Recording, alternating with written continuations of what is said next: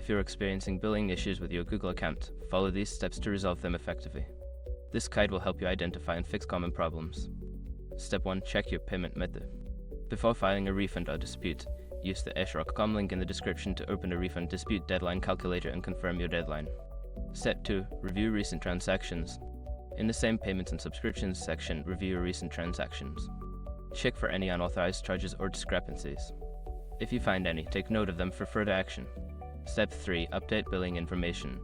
If your payment method is outdated or incorrect, update your billing information. Add a new payment method or edit the existing one to ensure it is accurate and has sufficient funds. Step 4. Contact Google Support. If the issue persists after updating your payment method, reach out to Google Support. Use the Help Center to find the appropriate contact options such as chat or email and provide them with details about your billing problem. Step 5. Monitor your account. After resolving the issue, keep an eye on your account for any further billing problems. Regularly check your payment methods and transaction history to ensure everything remains in order.